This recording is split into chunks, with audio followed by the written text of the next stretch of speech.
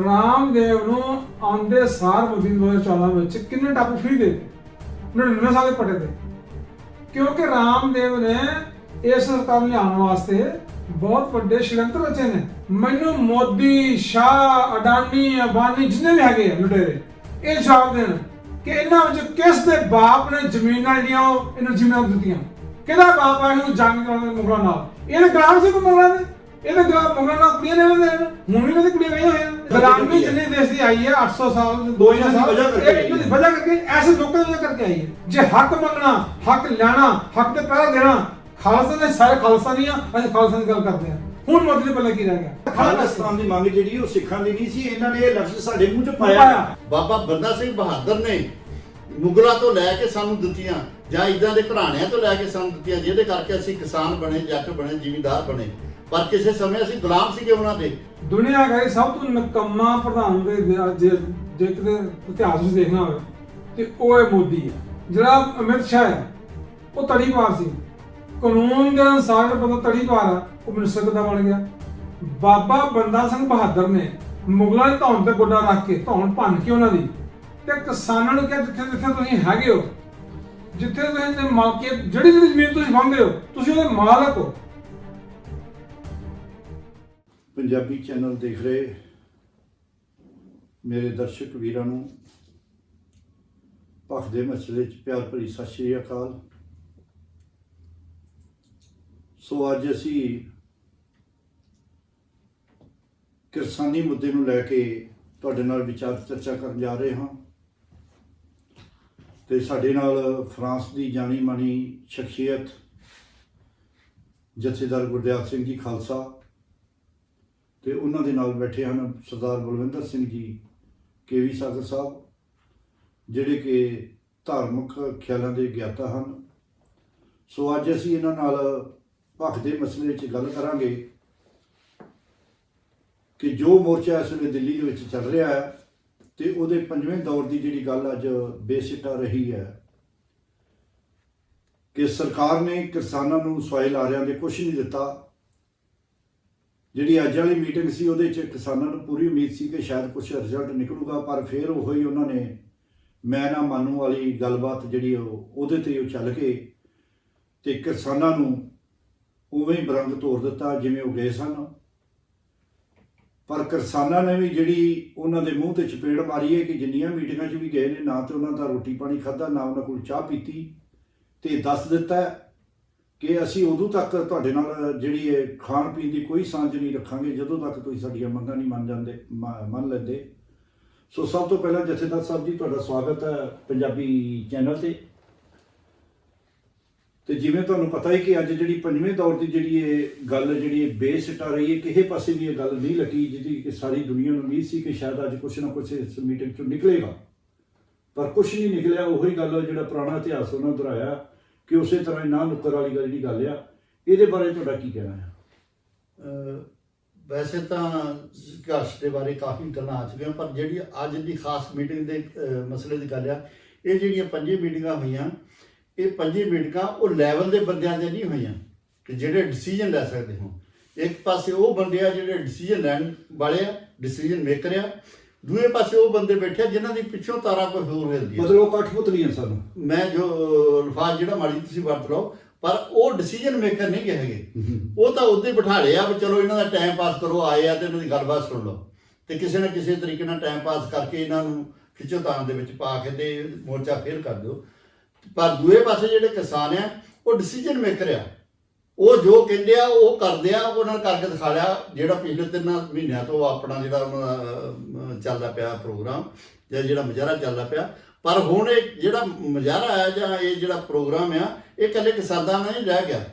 ਇਹ ਤਾਂ ਇੱਕ ਜ਼ੁਲਮ ਦੇ ਖਿਲਾਫ ਜੰਗ ਸ਼ੁਰੂ ਹੋ ਗਈ ਹੈ ਇੱਕ ਕਿਸਮ ਦੀ, ਜਿਹੜਾ ਕਿ ਸਾਰੇ ਸੂਬਿਆਂ ਦੇ ਲੋਕ, ਉਹ ਲੋਕ ਚਾਹੇ ਕੋਈ ਹਿੰਦੂ ਆ, ਚਾਹੇ ਕੋਈ ਮੁਸਲਮਾਨ ਆ, ਚਾਹੇ ਈਸਾਈ ਆ, ਜਿਹੜਾ ਵੀ ਦਰਦ ਰੱਖਦਾ ਉਹਨੂੰ ਇਹ ਦਿਖਣ ਲੱਗ ਪਿਆ ਕਿ ਜੇ ਕਿਸਾਨ ਜਿਹੜਾ ਅੰਨ ਦੇਵਤਾ ਆ, ਜੇ ਉਹ ਮਰ ਗਿਆ ਤਾਂ ਸਾਡਾ ਕੀ ਹਾਲ ਹੋਊਗਾ।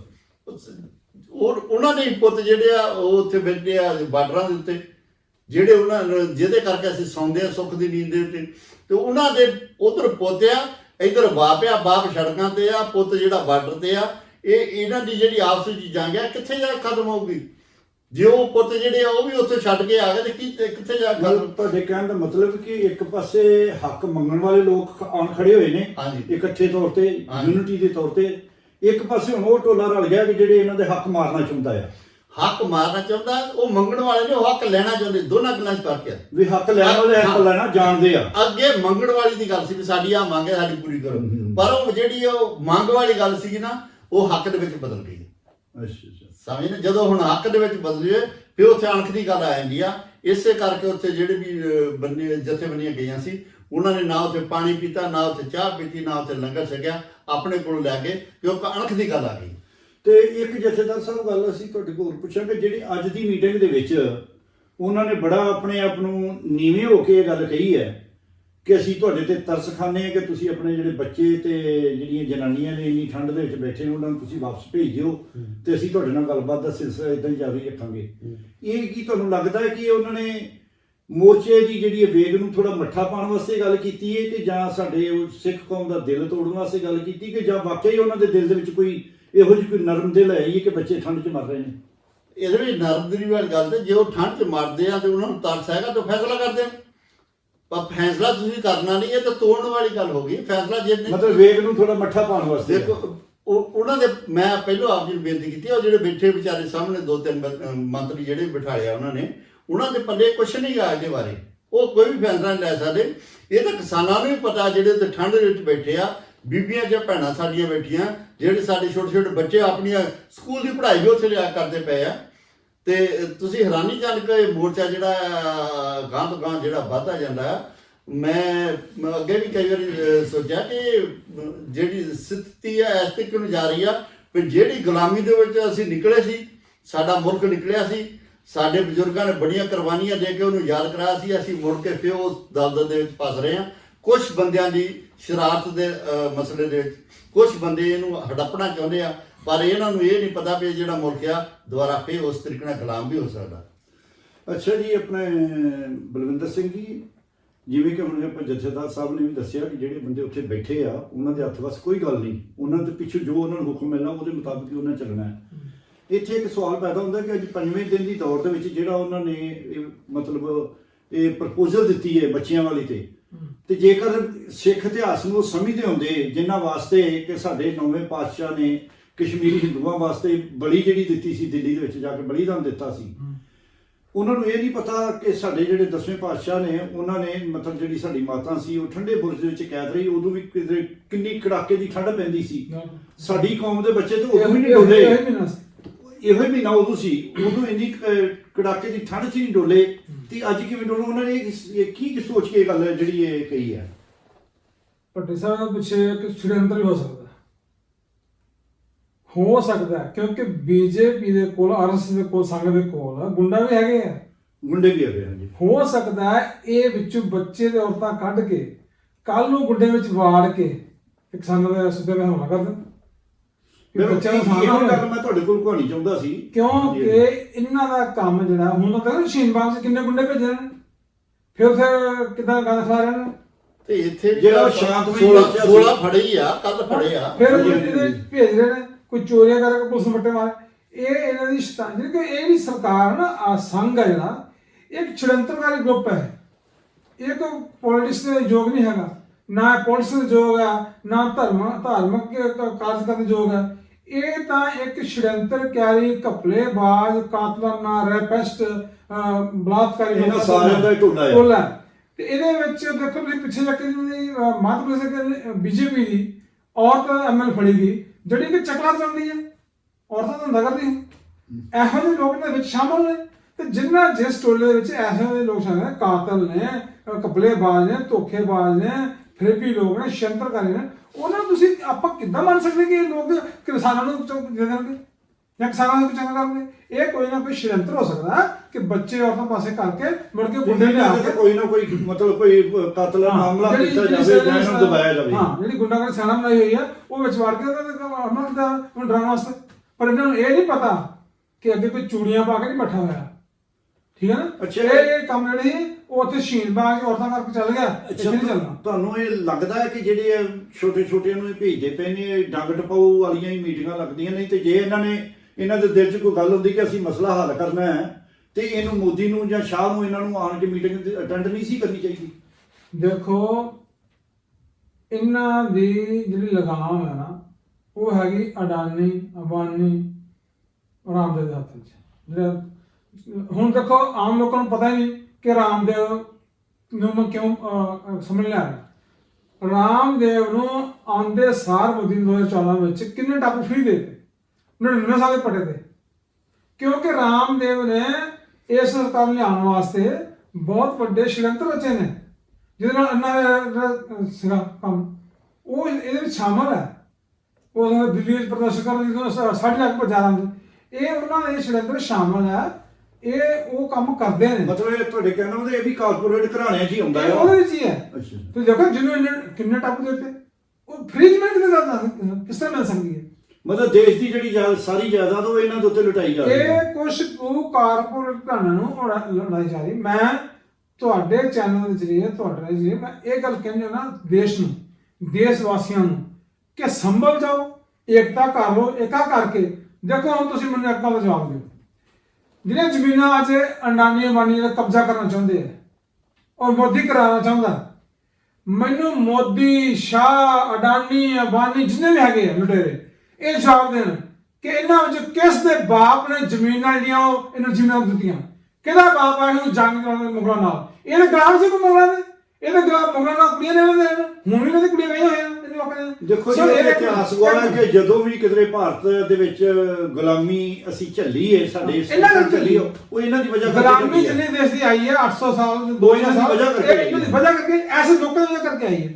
ਉਹ ਐਸੇ ਇਲਾਕੇ ਦੇ ਦੇਸ਼ ਬਣਾਉਂਦਾ ਇਹਦਾ ਦੇਸ਼ ਕਿਸੇ ਸਮੇਂ ਸੋਨੇ ਚਲੀ ਆਈ, ਅੱਜ ਸੋਨੇ ਦੀ ਇਹ ਬਾਦਸ਼ਾਹ ਦਾ ਬਾਦ ਹੁੰਦਾ ਹੈ। ਅੱਛਾ ਜੀ ਇੱਕ ਗੱਲ ਕਰਨਾ ਹਾਂਜੀ ਹਾਂਜੀ ਹਾਂਜੀ ਇੱਕ ਇਹਨਾਂ ਇਸ ਮੋਰਚੇ ਨੂੰ ਖੰਡਾਉਣ ਵਾਸਤੇ ਮੈਨੂੰ ਬੜੀ ਖੁਸ਼ੀ ਹੋਈ ਹੈ ਕਿ ਸਾਰੇ ਭਾਰਤ ਵਰਸ਼ ਦੇ ਕਿਸਾਨ ਆਏ ਨੇ ਤੇ ਜਿਸ ਗੱਲ ਨੂੰ ਅੱਗੇ ਲਿਆ ਕੇ ਖਾਲਿਸਤਾਨ ਆ ਕੇ ਅੱਗੇ ਲਿਆ ਕੇ ਗੱਲ ਉਹ ਖੰਡਾਉਣ ਜਾਂਦਾ ਸੀ। ਮੈਨੂੰ ਬੜੀ ਖੁਸ਼ੀ ਹੋਈ ਕਿ ਰਾਜਸਥਾਨ ਦੇ ਮੱਧ ਪ੍ਰਦੇਸ਼ ਦੇ ਹਰਿਆਣਾ ਦੇ ਵੀਰਾਂ ਨੇ ਆ ਕੇ ਕਿਹਾ ਵੀ ਅਸੀਂ ਖਾਲਿਸਤਾਨੀ ਹਾਂ।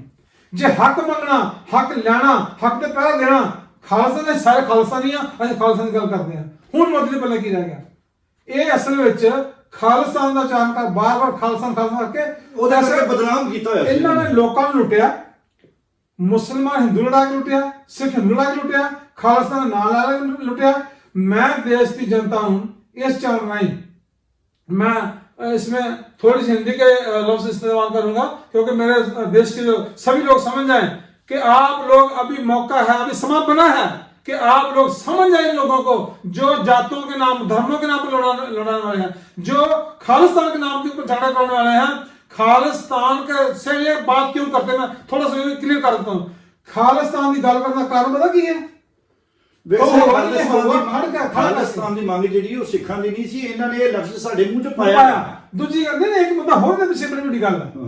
ਅਗਰ ਇਹ ਖਾਲਿਸਤਾਨ ਦੀ ਗੱਲ ਕਰਦੇ ਨੇ, ਖਾਲਸਾ ਦਾ ਹੋ ਖੜਾ ਕਰਦੇ ਨੇ, ਉਹਨਾਂ ਨੂੰ ਇਹਨਾਂ ਨੂੰ ਫੰਡ ਮਿਲਦੇ ਨੇ, ਉਹਨਾਂ ਨੂੰ ਲੋਕਾਂ ਦਾ ਸਾਥ ਮਿਲਦਾ ਹੈ, जब दूसरी का डरते क्यों ना खालसा?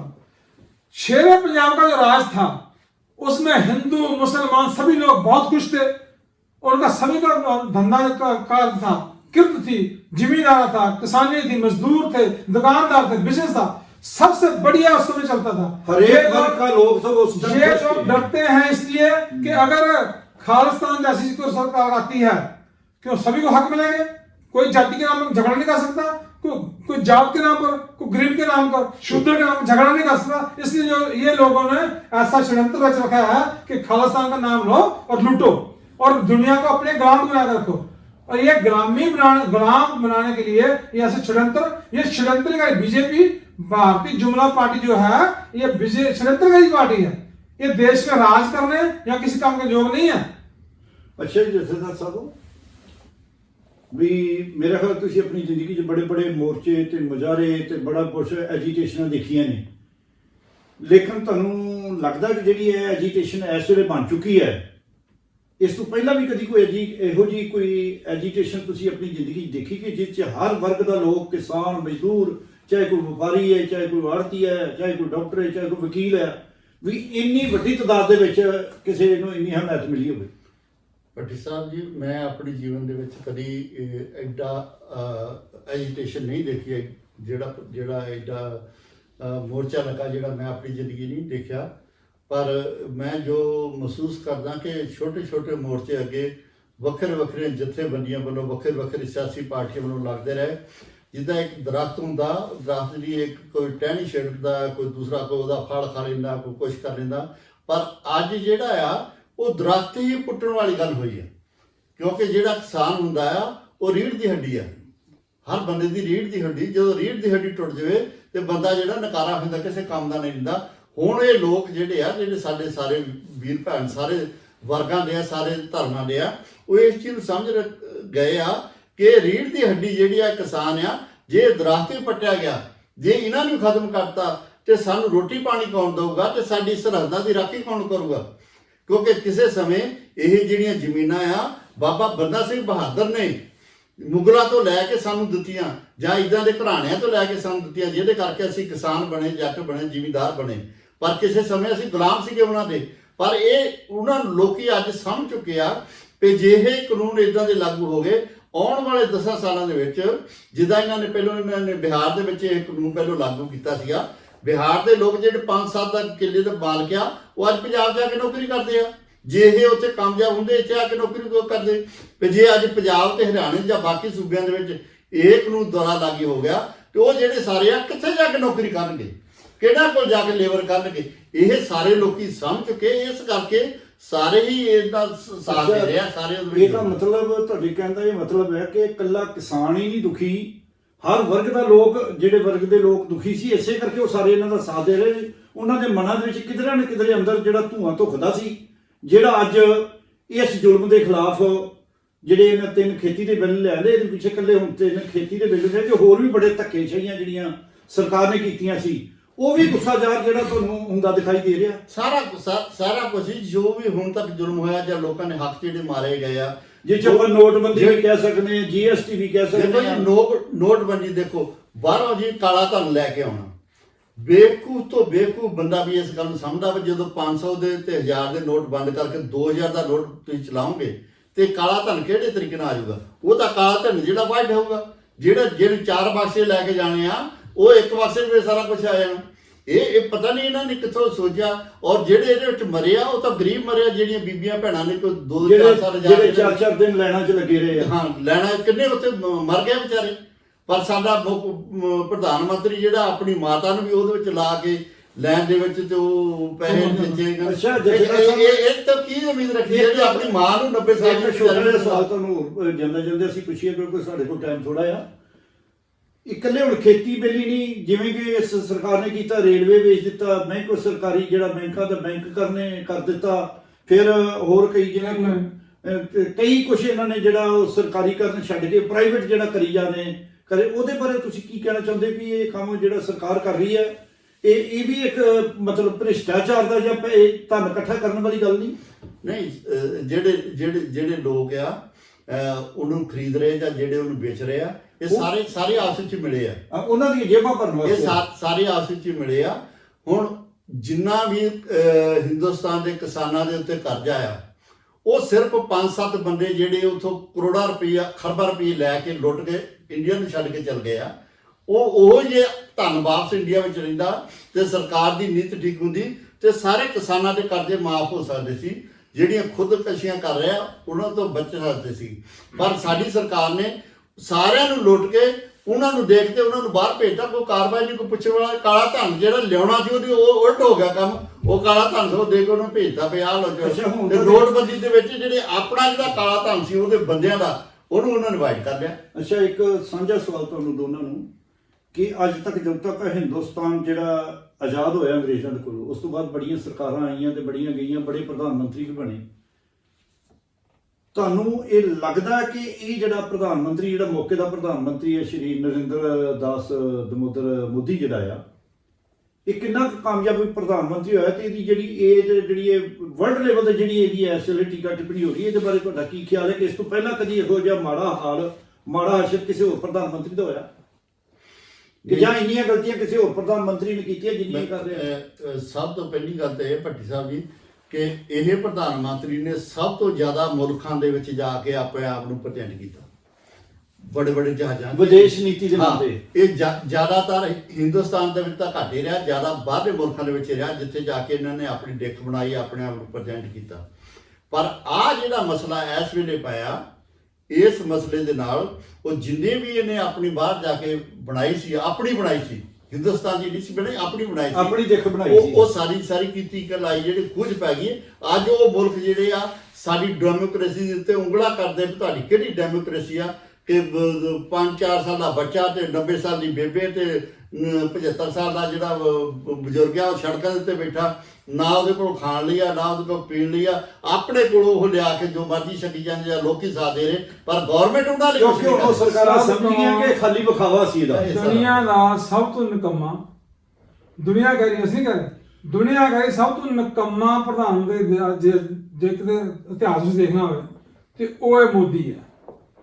ਹੁਣ ਤੁਸੀਂ ਇੱਕ ਗੱਲ ਦਾ ਜਵਾਬ ਦਿਓ, ਜਿਹੜਾ ਅਮਿਤ ਸ਼ਾਹ ਹੈ ਉਹ ਤੜੀਪਾਰ ਸੀ, ਕਾਨੂੰਨ ਦੇ ਅਨੁਸਾਰ ਬੰਦਾ ਤੜੀਪਾਰ ਹੈ, ਉਹ ਮਿਨਿਸਟਰ ਕਿੱਦਾਂ ਬਣ ਗਿਆ?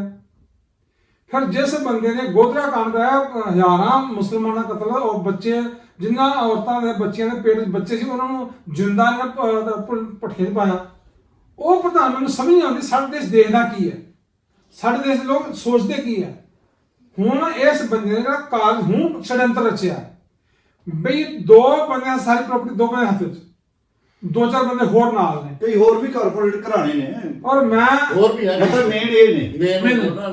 ਹੁਣ ਇਸ ਗੱਲ ਦਾ ਜਵਾਬ ਦੇਣ ਬਾਬਾ ਬੰਦਾ ਸਿੰਘ ਬਹਾਦਰ ਨੇ ਮੁਗਲਾਂ ਦੀ ਧੌਣ ਤੇ ਗੋਡਾ ਰੱਖ ਕੇ ਧੌਣ ਭੰਨ ਕੇ ਉਹਨਾਂ ਦੀ ਤੇ ਕਿਸਾਨਾਂ ਨੂੰ ਕਿਹਾ ਜਿੱਥੇ ਜਿੱਥੇ ਤੁਸੀਂ ਹੈਗੇ ਹੋ, ਜਿੱਥੇ ਤੁਸੀਂ ਮਾਲਕੀ ਜਿਹੜੀ ਜ਼ਮੀਨ ਤੁਸੀਂ ਵਾਹੁੰਦੇ ਹੋ, ਤੁਸੀਂ ਉਹਦੇ ਮਾਲਕ ਹੋ, ਤੁਸੀਂ ਉਹ ਮਜਾਰੇ ਨਹੀਂ, ਤੁਸੀਂ ਉਹ ਮਾਲਕ ਹੋ, ਤੁਸੀਂ ਉਹ ਜ਼ਿਮੀਂਦਾਰ ਹੋ, ਤੁਸੀਂ ਮਜਾਰੇ ਨਹੀਂ, ਤੁਹਾਡੇ ਹੱਕ ਹੈ, ਤੁਸੀਂ ਇਹ ਹੱਕ ਸੰਭਾਲੋ। ਹੁਣ ਤੁਹਾਨੂੰ ਕੋਈ ਆ ਕੇ ਤੁਹਾਡੇ ਤੋਂ ਬਾਹਰ ਨਹੀਂ ਕਰ ਸਕਦਾ, ਇਹ ਹੱਕ ਨੂੰ ਅਸੀਂ ਦਿੰਦੇ ਹਾਂ। ਹੁਣ ਪਰਸੋਂ ਕੇਰਲਾ ਕਰਨਾਟਕ ਉੱਪਰ ਸਾਹਮਣੇ ਕਿਸਾਨਾਂ ਨੇ ਕਿਹਾ कि जिम्मेदार हक जो हमको बंदा सिंह बहादुर ने दिया, जो बाबा बंदा सिंह बहादुर ना होता तो हम जिम्मेदार नहीं होते, हम मजारे रहते। तो ये बंदा ਜਿਹੜਾ ਮੋਦੀ ਆ ਇਹ ਹੁਣ ਦੁਬਾਰਾ ਲੋਕਾਂ ਨੂੰ ਹੁਣ ਮਜ਼ਾਰੇ ਨਹੀਂ ਛੱਡਣਾ, ਹੁਣ लेबर मजदूर बनाना चाहता है। और मैं इस चैनल के जरिए सभी देशवासियों को, किसानों, खासकर किसानों को, जिम्मेदारों को, मजदूरों को, दुकानदारों को, और उसके साथ ही क्योंकि जिम्मेदार का बेटा ही बॉर्डर पे है, जिम्मेदार का बेटा ही नेवी में है, एयरफोर्स में है, पुलिस में है, बीएस में है, बीटीएफ में, भारतीय बॉर्डर फोर्स में है। और बहुत जल्द, क्योंकि सारे लोग जो है, सारे तरफ के जो लोग हैं वो किसानों के साथ आ रहे हैं, आ चुके हैं। और अभी जो रहता है वो इंडिया की फोर्सेस है, भारत फोर्सेस हैं जो रहती हैं किसान से, वो आने वाली हैं। और मैं चाहता हूं कि अभी भारत की सभी फोर्सें आकर इसको जो बुद्धि नाम का षड्यंत्र है इसको बाहर फेंक दें और सभी मिलकर ऐसी अच्छी सरकार बनाए, ऐसी बढ़िया सरकार बनाए जो देश को तरक्की की बुलंदी के ऊपर लेके जाए, ना कि लूटने वाले लोगों के हाथ में दे बेच दें। ये हमारी बेनती है। अच्छा जी, अपने ਵੈਸੇ ਲੱਗਦਾ ਤੁਹਾਨੂੰ ਕਿ ਅੱਜ ਜਿਹੜੇ ਮੋਦੀ ਦੇ ਜਿੰਨੇ ਵੀ ਕਾਰਨਾਮੇ ਆਪਾਂ ਸੁਣ ਰਹੇ ਹਾਂ ਅਖਬਾਰਾਂ 'ਚ, ਟੈਲੀਵਿਜ਼ਨਾਂ 'ਚ, ਦੂਜੀ ਜਿਹੜੀਆਂ ਬਾਹਰ ਦੀਆਂ ਸਰਕਾਰਾਂ ਵੀ ਜਿਹੜਾ ਇਹਦੇ ਵਿਰੁੱਧ ਸਾਰਾ ਕੁਝ ਜ਼ਹਿਰ ਉਗਲ ਰਹੀਆਂ ਨੇ, ਤੁਹਾਨੂੰ ਨਹੀਂ ਅੱਜ ਲੱਗਦਾ ਕਿ ਸਾਡੇ ਦੇਸ਼ ਨੂੰ ਸਰਦਾਰ ਮਨਮੋਹਨ ਸਿੰਘ ਵਰਗਾ ਨਰਮ ਦਿਲ ਪ੍ਰਧਾਨ ਮੰਤਰੀ ਚਾਹੀਦਾ, ਜਿਹੜਾ ਬੋਲਦਾ ਘੱਟ ਸੀ ਲੇਕਿਨ ਉਹਦੇ ਕੰਮ ਅੱਜ ਵੀ ਬੋਲਦੇ ਨੇ ਪੂਰੀ ਦੁਨੀਆ ਦੇ ਵਿੱਚ? ਇਹਦੇ ਬਾਰੇ ਤੁਹਾਡਾ ਕੀ ਕਹਿਣਾ ਹੈ? ਉਹ ਮਨਮੋਹਨ ਸਿੰਘ ਦੀ ਕੈਟਾਗਰੀ ਆਪਣੀ ਸੀਗੀ, ਉਹਦਾ ਆਪਣਾ ਸੁਭਾਅ ਸੀ, ਉਹਦਾ ਆਪਣਾ ਧਰਮ ਸੀ। ਪਰ ਇਹ ਜਿਹੜਾ ਮੋਦੀ ਸਾਹਿਬ ਆ, ਇਹਨਾਂ ਨੇ ਤਾਂ ਡਿਵਾਈਡ ਐਂਡ ਰੂਲ ਦਾ ਕੰਮ ਆਪਣੇ ਮੁਲਕ ਵਿੱਚ ਹੀ ਸ਼ੁਰੂ ਕਰ ਲਿਆ। ਇਹਨਾਂ ਨੇ ਜਿੰਨੀ ਅੱਜ ਤੱਕ ਪ੍ਰਾਪਤੀ ਕੀਤੀ ਆ ਸਾਰੀ ਦੀ ਸਾਰੀ ਹਿੰਦੂ, ਮੁਸਲਮਾਨ, ਸਿੱਖ, ਈਸਾਈ ਤੇ ਜਿਹੜੇ ਲੜਾਉਣ ਵਾਸਤੇ ਹੀ ਸਾਰੀਆਂ ਵੋਟਾਂ ਨੇ ਲਈਆਂ। ਲੜਨ ਕਰਕੇ ਇਹ ਮੁੱਖ ਮੰਤਰੀ, ਪ੍ਰਧਾਨ ਮੰਤਰੀ ਜਿੱਥੇ ਵੀ ਬਣੇ, ਜਿਹਨੇ ਸਰਕਾਰਾਂ ਬਣੀਆਂ, ਇਸ ਤੋਂ ਜ਼ਿਆਦਾ ਇਹਨਾਂ ਨੇ ਤਰੱਕੀ ਵਾਸਤੇ ਨਹੀਂ ਕੋਈ ਕੰਮ ਕੀਤਾ। डॉक्टर सरदार मनमोहन सिंह अगर दोबारा आ जाते हैं, और मैं एक बात कहनी चाहता हूं, अगर डॉक्टर मनमोहन सिंह अगर आज देश के प्रधानमंत्री ना दी जाए, ये देश बच जाएगा, किसान बच जाएगा, मजदूर बच जाएगा। आगे भी उन्होंने पहले भी उन्होंने बचाया है जब ये डूबने के किनारे पर था, पहले ही सरदार मनमोहन सिंह बचाया है, अब भी वही बचा सकते हैं। और मैं ये कहना चाहता हूं कि जो कांग्रेस के पास जो राहुल है, वो अगर नहीं कर सकता तो उसको साइड में करके सरदार मनमोहन सिंह को आगे लाकर उनको देश का जो वागडोर संभाल दें, ताकि देश को बचाया जा सके। मजदूर, किसान, दुकानदार, छोटे जिम्मेदार, छोटे किसान, मजदूर, दुकानदार बचाया जा सके, इस देश को बचाया जा सके, इसका मान सम्मान बचाया जा सके। ਅੱਛਾ ਜੀ, ਇਹ ਸਨ ਸਾਡੇ ਨਾਲ ਅੱਜ ਜਥੇਦਾਰ ਗੁਰਦਿਆਲ ਸਿੰਘ ਜੀ ਖਾਲਸਾ ਤੇ ਸਰਦਾਰ ਬਲਵਿੰਦਰ ਸਿੰਘ ਜੀ ਕਥਾ ਸਾਗਰ, ਜਿਨ੍ਹਾਂ ਨੇ ਭੱਖ ਦੇ ਮਸਲੇ ਦੇ ਵਿੱਚ ਆਪਣੇ ਵਿਚਾਰ ਜਿਹੜੇ ਕਿਸਾਨ ਮੋਰਚੇ ਦੇ ਬਾਰੇ ਵਿੱਚ ਪ੍ਰਗਟ ਕੀਤੇ ਨੇ। ਤੇ ਨਾਲ ਹੀ ਇਹਨਾਂ ਨੇ ਇਹ ਕਿਹਾ ਕਿ ਸਾਡੇ ਦੇਸ਼ ਨੂੰ ਲੋੜ ਹੈ ਸਰਦਾਰ ਮਨਮੋਹਨ ਸਿੰਘ ਵਰਗੇ ਪ੍ਰਧਾਨ ਮੰਤਰੀ ਦੀ, ਸ਼ਰੀਫ ਇਨਸਾਨ ਦੀ, ਜੋ ਦੇਸ਼ ਦਾ ਭਲਾ ਕਰ ਸਕੇ, ਦੇਸ਼ ਵਾਸੀਆਂ ਦਾ ਭਲਾ ਕਰ ਸਕੇ, ਦੇਸ਼ ਨੂੰ ਬੁਲੰਦੀਆਂ ਤੇ ਲਿਜਾ ਸਕੇ। ਜਿਹੜਾ ਕਿ ਇਸ ਵੇਲੇ ਦੇਸ਼, ਸਾਡਾ ਜਿਹੜਾ ਦੇਸ਼ ਹੈ, ਜਿਹੜਾ ਉਹ 50 ਗੁਣਾ ਜਿੱਥੇ ਪਹਿਲਾਂ ਖੜਾ ਸੀ ਉਸ ਤੋਂ ਥੱਲੇ ਜਾ ਚੁੱਕਾ ਆ। ਤੇ ਇਹਦਾ ਹੁਣ ਇੱਕੋ ਇੱਕ ਤਰੀਕਾ ਹੈ, ਅਗਰ ਦੇਸ਼ ਨੂੰ ਉੱਪਰ ਲਿਜਾਣਾ ਹੈ, GST ਨੂੰ ਉੱਪਰ ਲਿਜਾਣਾ ਹੈ, ਇੱਥੋਂ ਦੀ ਇਕਨੋਮੀ ਨੂੰ ਉੱਪਰ ਲਿਜਾਣਾ ਹੈ, ਜੋ ਸਾਡੇ ਧਰਮਾਂ ਦੇ ਵਿੱਚ ਜਿਹੜੇ ਪਾੜੇ ਪੈ ਚੁੱਕੇ ਨੇ ਇਹਨਾਂ 5-6 ਸਾਲਾਂ ਦੇ ਵਿੱਚ, ਉਹਨਾਂ ਨੂੰ ਖਤਮ ਕਰਨਾ ਹੈ। ਤੇ ਸਾਡੇ ਦੇਸ਼ ਨੂੰ ਕਿਸੇ ਨੇਕ ਇਨਸਾਨ ਦੀ, ਸ਼ਰੀਫ ਇਨਸਾਨ ਨੂੰ, ਦੇ ਕਿਸੇ ਪੜ੍ਹੇ ਲਿਖੇ ਸੂਝਵਾਨ ਵਰਗੇ ਆਦਮੀ ਦੀ ਜਿਹੜੀ ਲੋੜ ਹੈ ਕਿ ਜਿਹੜਾ ਦੇਸ਼ ਨੂੰ ਸੰਭਾਲ ਸਕੇ। ਕਿਉਂਕਿ ਅੱਜ ਯਾਦ ਹੁੰਦੀ ਹੈ ਸਰਦਾਰ ਮਨਮੋਹਨ ਸਿੰਘ ਦੀ, ਜਿਨੇ ਕਿ ਭਾਰਤ ਦੀ ਡੁੱਬਦੀ ਇਕਨੋਮੀ ਨੂੰ ਬਚਾ ਕੇ ਭਾਰਤ ਦਾ ਨਾਮ ਫਿਰ ਦੁਬਾਰਾ ਜਿਹੜਾ ਉਹ ਅਗਾਂਹ ਵਧੂ ਦੇਸ਼ਾਂ 'ਚ ਸ਼ਾਮਲ ਕੀਤਾ ਸੀ। ਅੱਜ ਫਿਰ ਲੋੜ ਹੈ। ਸੋ ਇੱਥੇ ਹੀ ਅਸੀਂ ਤੁਹਾਡੇ ਕੋਲੋਂ ਖਿਮਾ ਦੇ ਜਾਚਕ ਹਾਂ, ਬੋਲਦਿਆਂ ਚੱਲਦਿਆਂ ਸਾਡੇ ਕੋਲੋਂ ਜਾਂ ਸਾਡੇ ਜਿਹੜੇ ਅੱਜ ਸਾਡੇ ਮਹਿਮਾਨ ਨੇ ਇਹਨਾਂ ਕੋਲੋਂ ਕੋਈ ਵੱਧ ਘੱਟ ਲਫ਼ਜ਼ ਕਿਸੇ ਦੀ ਸ਼ਾਨ ਦੇ ਖਿਲਾਫ ਨਿਕਲ ਗਿਆ ਹੋਵੇ ਤਾਂ ਖਿਮਾ ਦੇ ਜਾਚਕ ਹਾਂ, ਭੁੱਲਾਂ ਚੁੱਕਾਂ ਦੀ ਖਿਮਾ। ਵਾਹਿਗੁਰੂ ਜੀ ਕਾ ਖਾਲਸਾ, ਵਾਹਿਗੁਰੂ ਜੀ ਕੀ ਫਤਿਹ।